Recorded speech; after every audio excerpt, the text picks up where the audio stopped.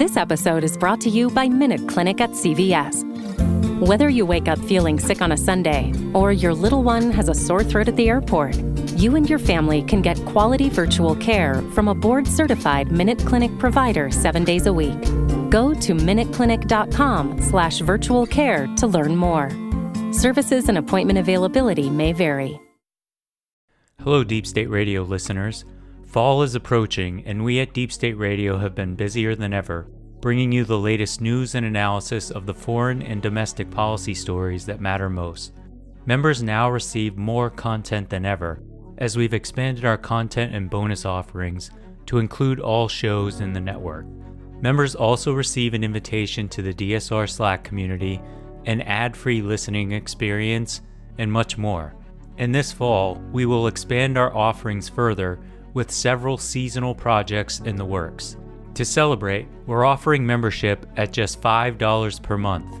To take advantage of this offer, please visit thedsrnetwork.com/buy. There is no need to enter a promotion code. That's thedsrnetwork/buy. Thank you.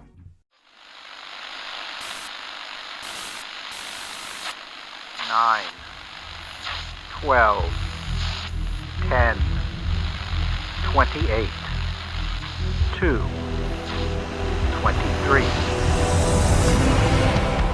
This is Deep State Radio, coming to you direct from our super secret studio in the third sub-basement of the Ministry of Snark in Washington, D.C., and from other undisclosed locations across America and around the world. Hello and welcome to the podcast. I'm your host, David Rothkopf, and we are coming to you towards the end of another early week in September, joined by a guest, our friend Simon Rosenberg, who has founded and led NDN. How long, Simon? 26 years. Wow. I know. And if you could see what I see, is completely unchanged in that time. But we're not going to talk about beauty tips here today. I really want to talk about where we are with the upcoming campaign. You know, I've talked to you a lot over the course of the past year, and almost alone among the sort of most prominent set of Democratic strategists and analysts, you've thought that the Democrats had a chance. And you've been probably, in my estimation, the best summarizer of what the message ought to be. And it seems to me like the punditocracy are catching up to you. And that, you know, I'm starting to see views that sort of suggest that it looks like the Democrats will hold the Senate. It looks like they might get a couple of additional seats. And in the past week, kind of astonishingly, I'm starting to see people to say, well, the Democrats might, and it's a big might, actually, if they don't become too complacent, hold the House. And so the place I want to begin is, what does it look like to you? Yeah, thank you, David, and thanks for all that you do. I think I'm one of your biggest fans. Let me tell you what I think has happened in this election. The Republicans took a huge political risk by running towards MAGA, which was a politics that had been overwhelmingly rejected by the American people in the last two elections. You know, we've won those last two elections by an average of 6.5 points. That's a lot. They've only averaged 46% of the vote since Donald Trump won the nomination in 2016. And so this was not a successful politics for them, and they ran towards it. And once they did that, the chance of them having a really good midterm was significantly diminished. I wrote my first piece making this argument I'm making now in November of last year, where I argued that you were already seeing a decoupling of the Biden approval rating and what we call the congressional generic. And one of the reasons why is that there was more people voted against MAGA in the last two elections than any other political movement in American history. And it was never going to be easy for them to pick up those voters and peel some of those voters off. And so I think the Republicans made a big error. And then two big things have happened since, right? One is obviously this amalgam of things that reminded the anti-MAGA majority of the reasons they didn't vote for MAGA in the last two elections, which are the January 6th committee hearings, obviously the ending the Roe and the abortion restrictions, the mass shootings, Trump's just ongoing depravity and malevolence and illegality and criming, as we call it. And all of those things have congealed into this big, ugly thing that has made it impossible for voters to look away from what the Republican Party has become. But the other thing that happened is that gas prices and inflation have come way down. And it's given an opportunity for Joe Biden to reintroduce his presidency to people who may have been a little bit skeptical. So voters have gotten a whole lot of reasons why they shouldn't vote Republican, and they've gotten a whole lot of reasons why they should still go vote Democrat. And what's happened is the congressional generic, this measure of will you vote Democrat or will you vote Republican, has shifted to about 4 points, 4 to 5 points in our direction.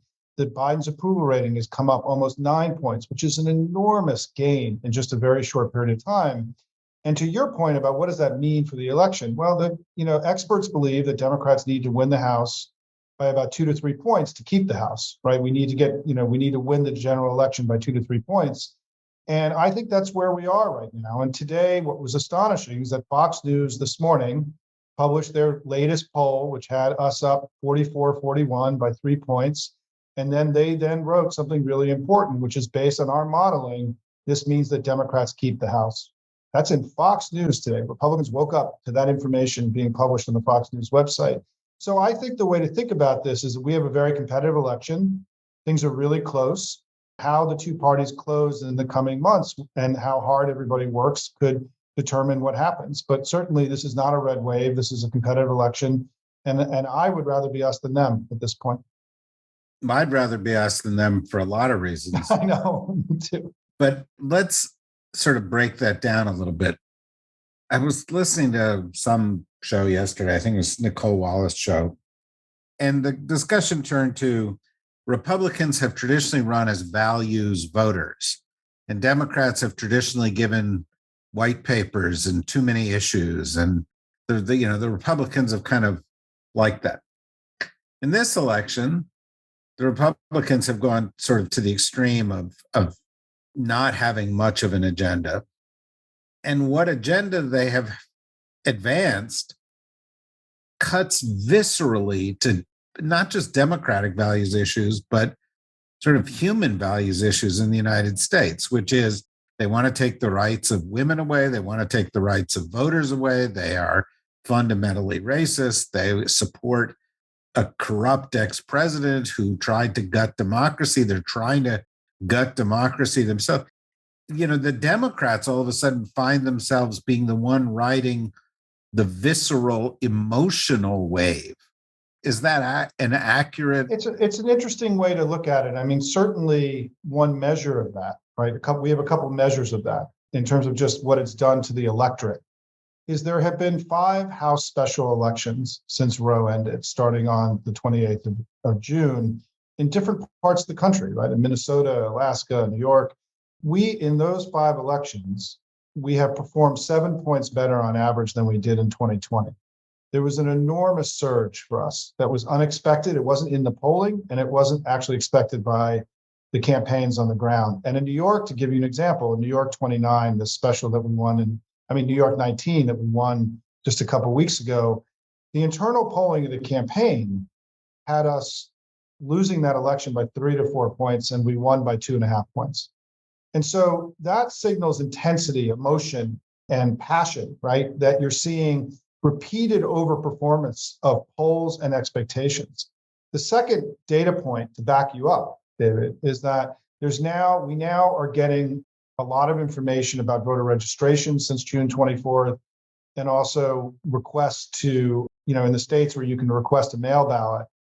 And in all the states that we have data, the number of women who are either registering or voting in the states, Kansas and those 5 states, those 5 other elections, or requesting mail ballots is significantly above where it was either before June 24th or where we were 2 years ago, which again is a representation of what you're talking about, that this isn't just that there is an emotional and deeply held set of things happening with voters that are fundamentally changing the electorate as we head towards this election. Women, and particularly young women, by the way, where you're seeing the biggest increase is with young women in registration and in requests and in voting. And it signals that that this election has fundamentally changed. And yes, there is a deep passion and emotion in this election that didn't exist before. And I think the thing to think about, I think as we just game out, because you do big picture stuff here, David, is that imagine if you're a 24-year-old Latina in Texas, right? And you now have this trigger law in effect. And it means that if you get pregnant and you have a miscarriage, there's now some percentage chance that you could die on a table. And whereas 2 weeks ago, that wasn't true. And that the Republicans did that. That's how fundamentally your life has now been changed. Do you think that young Latina in Dallas is ever going to vote Republican again the rest of their lives? And the stakes of what's happening here, this sort of shock to the system, has been profound. And you usually don't see elections shifting dramatically quickly. It almost never happens, right? Things move gradually. A big event happens. It's like throwing a boulder in a pond, and or a rock in a pond. It sort of gradually permeates out. That's not what's happened here. There was an immediate shift in attitudes. Navigator, for example, saw the favorability of Republicans dropping by 24 points among independent voters in the 2 weeks after Roe was ended. That's a dramatic change. And so, yes, there's a lot of passion and intensity and energy on our side for good reason, obviously, right? The Republicans are presenting themselves as a threat to the American way of life and on many different levels. And people understand it. They understood it already because they had voted against MAGA in very large numbers the last two elections. But Republicans, I think, and I think Sarah Longwell, who works with Bill Kristol, has said it very well, which is that we're witnessing a major American political party descend into madness, and that people get it. And I think that there's wind at our back. We have a much better closing argument than they do. I mean, what's their closing argument, David? You were saying this. They've made no effort to present any kind of agenda. No one has any reason to vote for Republicans. And what we're largely going to get in the next 2 months is various versions of Republican depravity, whether it's dumping a bunch of immigrants in Martha's Vineyard against their will last night, or all the various things that Trump is doing. It's like a circus of depravity and malevolence. And I think it's going to be a daily reminder to voters who are already skeptical of the Republicans about why they just can't go there this time. So Ron DeSantis, where did he go? Yale or Harvard or someplace? Both, by the way, both. Both, right. So these guys are not all idiots. They can see this. Clearly, the strategy that they've been embracing is the strategy to win primary elections, to get that MAGA base to help them win a primary. And clearly, that does not work in general elections. It didn't work, as you pointed out, in the last couple of presidential or the last big congressional election. And yet, Ron DeSantis puts a bunch of immigrants on a plane and fly them to Martha's Vineyard, where, by the way, unsurprisingly, the people of Martha's Vineyard say, we'll take care of you. They reach out, they do something compassionate. Even more astonishingly, I think, Lindsey Graham, who used to be what we would consider a reasonable Republican, but clearly had a high fever at some point in the interim and has lost his bearings, yesterday comes out and says, no, I want a national abortion ban. I want to take this thing that has inflamed everybody and abandon our position that we really want states to have their own position on this. And I want to ban it nationally after 15 or 16 weeks. Trump goes on TV yesterday and supports the most violent of the January 6th terrorists. So he's being depraved, as you say. What's going on? How is it that these people are doing these inflammatory, reckless, clearly self-destructive things? Or do they know something, we don't know? I mean, are we missing something? David, look, you're the historian, and you're far more schooled in this than I am. However, I'm a domestic political guy, and we're all watching this play out right now. And I think the way I explain this in plain English is that the Republican Party has been overtaken by extremism and extremists, and that they've lost control. I mean, this is really what happened. They lost control of their party in 2016 to Trump.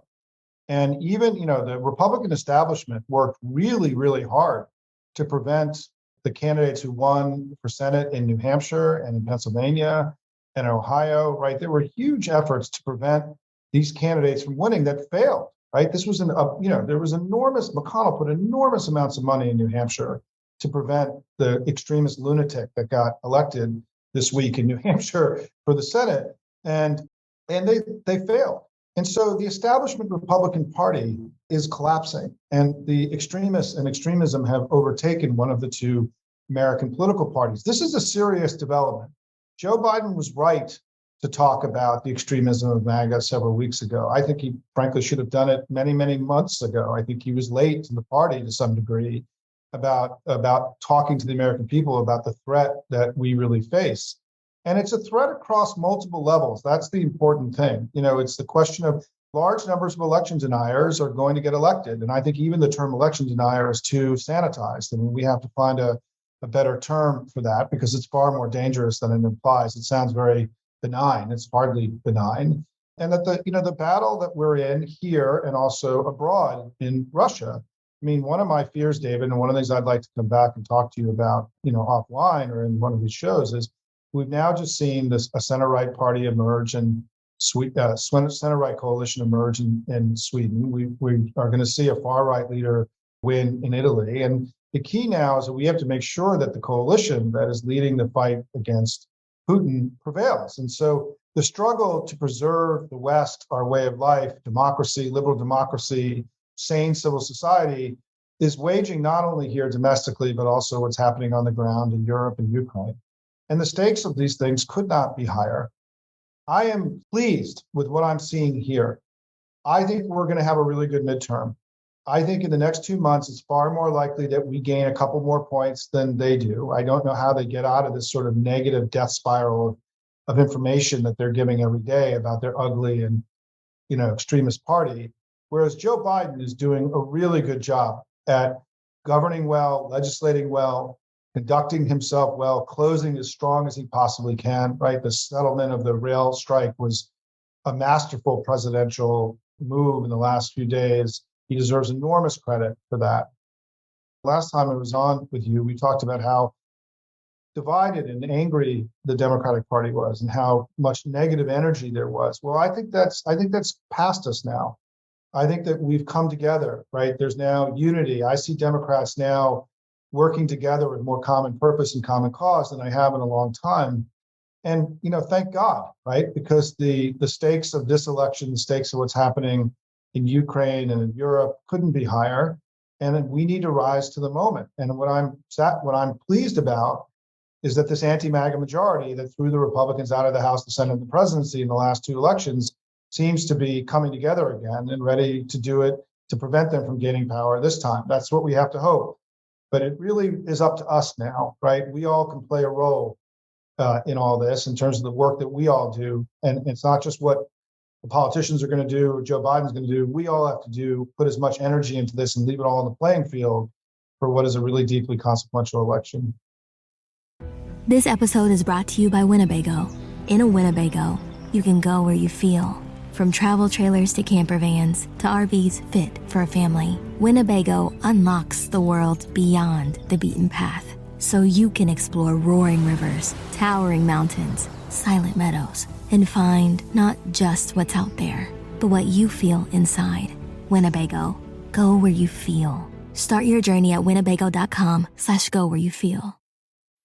This episode is brought to you by Minute Clinic at CVS. Whether you wake up feeling sick on a Sunday or your little one has a sore throat at the airport, you and your family can get quality virtual care from a board-certified Minute Clinic provider 7 days a week. Go to minuteclinic.com/virtual care to learn more. Services and appointment availability may vary. You talk about the Democrats coming together. I think that's right.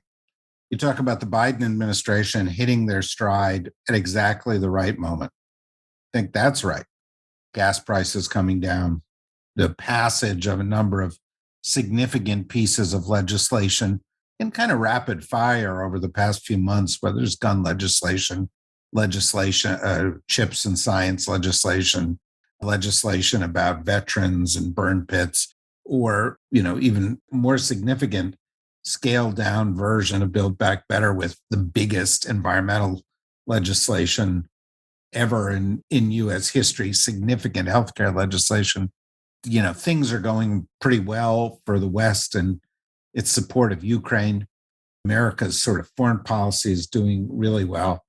And indeed, I've been in discussions among sort of Democrats who are sort of saying, we've got to get the message out that Joe Biden is actually a transformational leader, that this is a transformational presidency, that this is not just about one thing or another thing, but really as you've pointed out, the number of jobs created has been historic. The growth has been historic. The impact on the deficit, which most people don't talk about, has been historic. Does that matter in this election?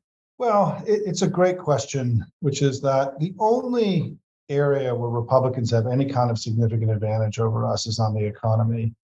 And it's why, if I were advising the administration right now, and it's very consistent with the advice that I've been giving since last winter, is that, we need to close with a strong economic case for that. Joe Biden's 2 years in the White House have made America better, and we're better off today.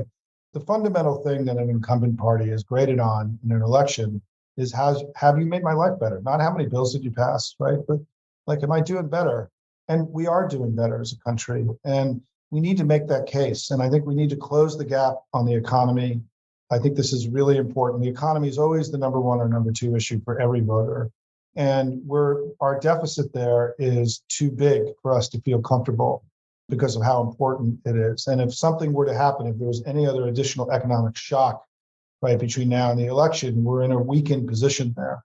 So I think we have a lot of material, David, to your point, right? Record number of jobs created. We're at near record lows in the unemployment rate, in the poverty rate, in the uninsured rate. I mean, there's just so much. Wages were positive last month. Wages have come way up under Biden's presidency. I don't know the exact right formula. That's what people who use focus groups and polling sort of figure out how to sell it. But we have a lot to sell, and we got to go sell it. I mean, there's a lot of reasons not to vote Republican. But we know from polling and focus groups that people don't really know what Biden's gotten done in the last 2 years. And the thing that of all the basket of issues that matters most is, am I better off? Are things better?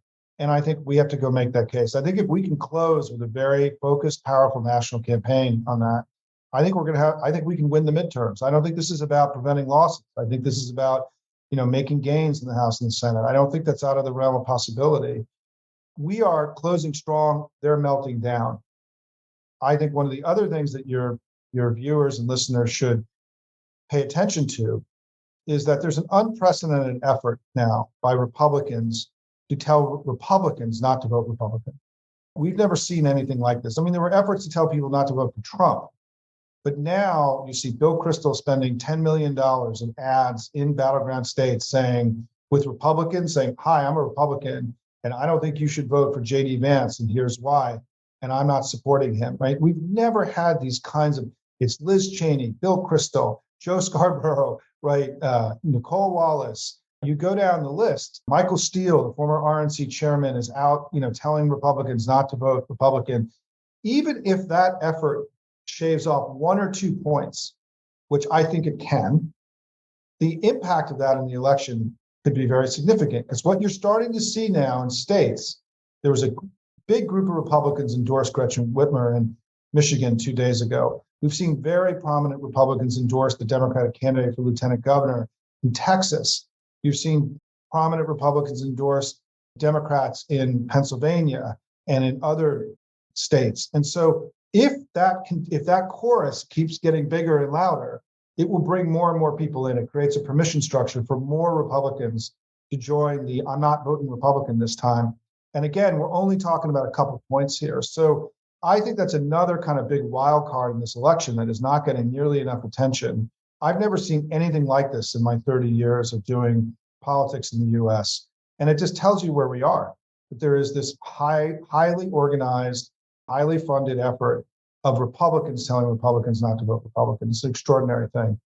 Yeah, no, it's amazing. I always feel, though, that I'm kind of going to get this wrong because I spend a lot of time in DC, or, I look at these national stories and I see these national polls and the sort of top line stuff, the Trump and the Rose stuff. But I don't know what it's going on in 435 different congressional districts. And there's this kind of tendency to stick with the incumbent in those places. And, Nancy Pelosi, the last time around, made a very clear, correct call. She said, whatever our national message may be, let people run on their local politics, right? And so that's why you get Tim Ryan not sounding the same as Warnock in Georgia, because Ohio's different from Georgia. Do you feel that that's happening? Do you get sense that those 435 races are being supported properly? I mean, because we know the Senate story, right? We know that Dr. Oz and Herschel Walker are kooks and JD Vance and that they're terrible candidates. But does that carry through?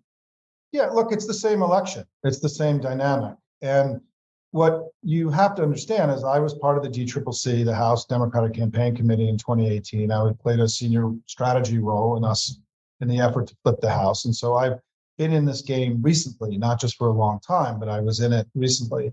And of course, the strategy in the House is for every race to localize this national conversation, right? To make the case not that Donald Trump is bad, but that my opponent is extreme in these ways. And all these ways, these things have been tested, right? I mean, there's been testing that has gone on to help candidates make these cases in each individual race.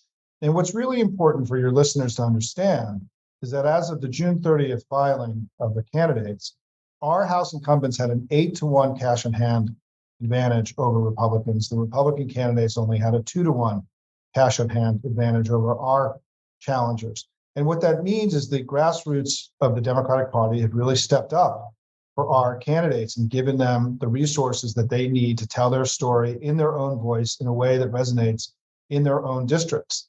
And that's really, really important. I mean, one of the big innovations of the DCCC in the 2018 cycle is we put a major emphasis on helping candidates raise their own money so they can tell their own story in their own voice and not rely on outside organizations that often have a hard time making ads that really connect with voters when they have to do ads simultaneously in 20 different districts, right?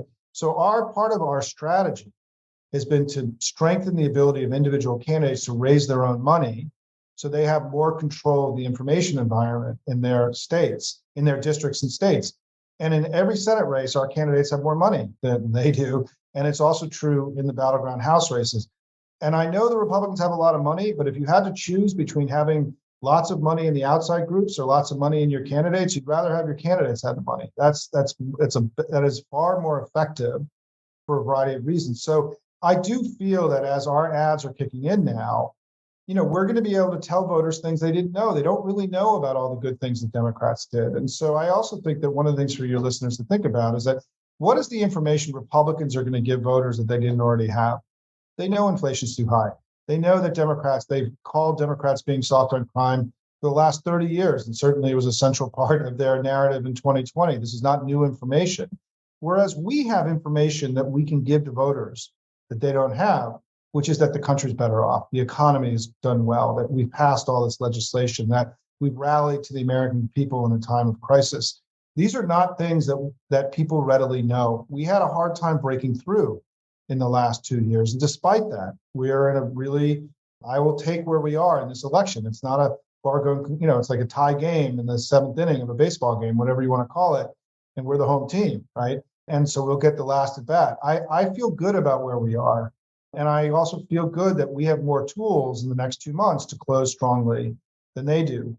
But we know in this business anything is possible, David, and we all have to leave it all on the playing field. And I just want to say one thing before we go, because I think this is a new thing, because there's so much now, so many states have enacted early voting or vote by mail. It's really important that all of you vote as early as you possibly can in whatever state you're in, whatever the options are of how you vote early, whether it's mail or in person. And the reason why is that once you vote, you come off the GOTV, the get out the vote list of candidates, and they can move on and hit other candidates. And so when you vote early, you're actually creating more votes for Democrats. You're improving our turnout. And it's why, as a national project, we need to educate ourselves about this new electoral reality that really came out post-COVID, where there's so much early voting and vote by mail. The earlier you vote, the more likely it is you can contribute to creating more Democratic voters, because it allows the campaign to move into other areas of people who haven't voted. It makes our contacts more efficient. And when I wrote about this yesterday on Twitter, I had a great response from somebody who said that, Simon, it's interesting you say that. In 2018 in my district, I voted on election day and I had 3 to 4 canvassers come to my house. In the special election in New York 19, I voted on day 1 and I never had a canvasser. That meant those 3 to 4 canvassers were going to other houses to turn out the vote, right? So we have to recognize now that as part of being a Democrat, you give money, you volunteer, you play a role in the information debate every day, and you also vote as early as you possibly can. This is critical. Yeah, really good point. And it's mid-September. So in a lot of places, people are days away from being able to vote, right? Well, we're seeing in some states, you can already request a mail ballot. And we're seeing very, very high levels of elevated levels of Democratic mail ballot requests, just in the way we saw very high levels of Democratic voting in the 5 specials, House specials, and in Kansas. Our electorate is energized. All the measures of this, every piece of data is telling the same story. It's all coming together, pointing in the same direction, which is that Democrats are taking this election really seriously. They're giving a lot of money. They're voting in high numbers. They're registering in high numbers, and they're making requests of early ballots in very, very high numbers. And so, it's why I'm optimistic. And remember that in these 5 House specials, we overperformed our own polling.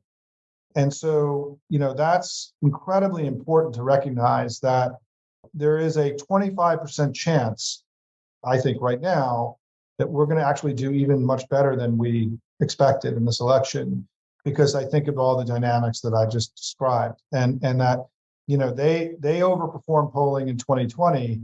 It's very possible that we overperform. We've been overperforming polling in 2022, and obviously that's a very encouraging sign about what's going to happen in the next few weeks.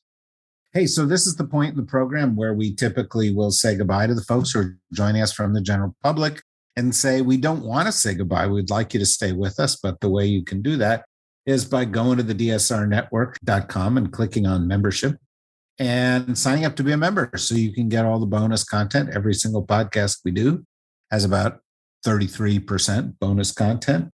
Great conversations. I've just finished the conversation with Simon, so I know what he says. It's real inspiring. You don't want to miss it. And being a member costs $5 a month. It's not much, and it helps us to do what we're doing. Couldn't be more important right now, as this podcast demonstrates, is going to be extremely important through 2024 for sure, and beyond. We'd like to have you as a member. So the dsrnetwork.com, click on membership. And for those of you who are members, we'll be back in one moment.